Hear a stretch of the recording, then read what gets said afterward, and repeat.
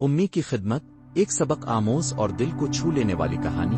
چھٹی کا دن تھا، سورج کی روشنی کمرے میں پھیل چکی تھی، پرندے چہچہا رہے تھے اور شایان اور عائشہ کی خوشی کا کوئی ٹھکانہ نہ تھا۔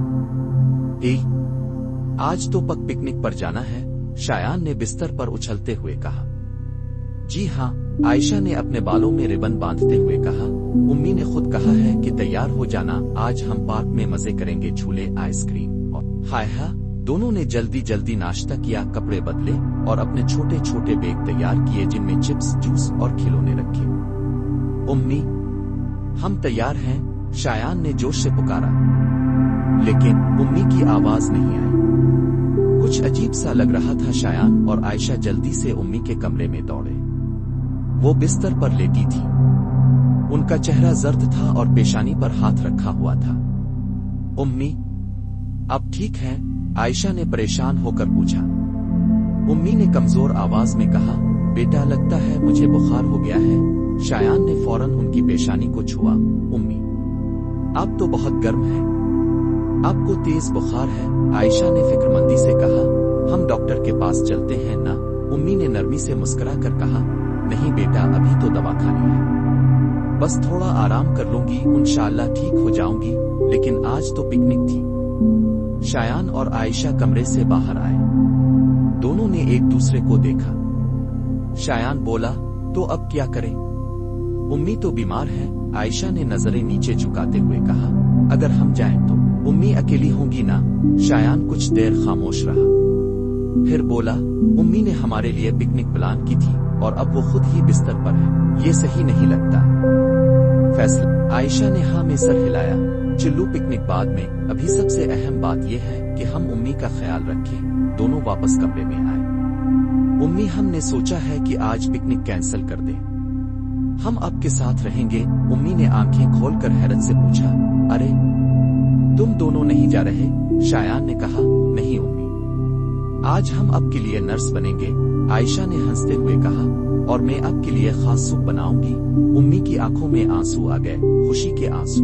نرس شایان اور خانسامہ عائشہ دونوں نے ذمہ داریاں بانٹ لی۔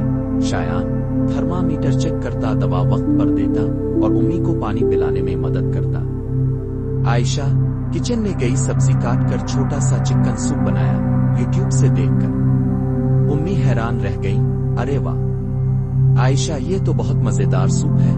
عائشہ خوش ہو گئی، یہ صرف اب کے لیے ہے امی، گھر کے کام بھی۔ دوپہر میں شایان نے جھاڑو پکڑی اور پورا کمرہ صاف کیا۔ عائشہ نے امی کے کپڑے تہہ کیے اور شایان نے قالین پر بیٹھ کر دعا کی تسبیح امی کے لیے پڑھنی شروع کر دی۔ یا اللہ، میری امی جلدی ٹھیک ہو جائیں۔ امی دروازے سے سب دیکھ رہی تھی، آنکھیں پھر سے نم ہو گئیں۔ رات کا تحفہ رات کو امی نے بچوں کو اپنے پاس بلایا۔ میرے بچوں، تم نے آج مجھ پر بہت بڑا احسان کیا ہے۔ میں نے تمہیں سیر پر بھیجا تھا لیکن تم نے میرے ساتھ رہنا پسند کیا۔ شایان بولا، امی اب سب سے اہم ہے، پکنک تو روز آتی ہے لیکن اب صرف ایک ہی ہے۔ امی نے دونوں کو سینے سے لگا لیا۔ اگلا دن، خاص تحفہ۔ اگلے دن جب امی کی طبیعت کافی بہتر ہو گئی تو وہ بچوں کو ایک سرپرائز دینے لگے۔ چلو بچوں، اب تم دونوں میرے ساتھ کہیں جا رہے ہو؟ بچے حیران ہو گئے۔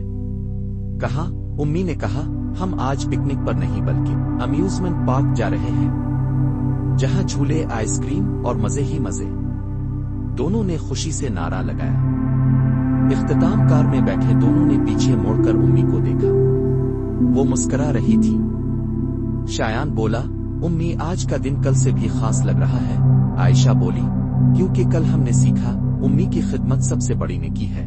امی بولے، اور ایسی نیکی کا بدلہ ہمیشہ خوشیوں کی صورت میں ملتا ہے۔ سبق: والدین کی خدمت جنت کے دروازوں کو کھولتی ہے۔ اگر ہم ان کا خیال رکھیں تو اللہ تعالی ہمیں اس سے بڑھ کر انعام عطا فرماتا ہے۔ اگر آپ کو ہماری ویڈیو پسند آئی ہو تو اسے لائک کریں، اپنے دوستوں کے ساتھ شیئر کریں اور ہمارے چینل کو ضرور سبسکرائب کریں تاکہ آپ کو مزید مزیدار اور سبق آموز کہانیاں ملتی رہیں۔ شکریہ۔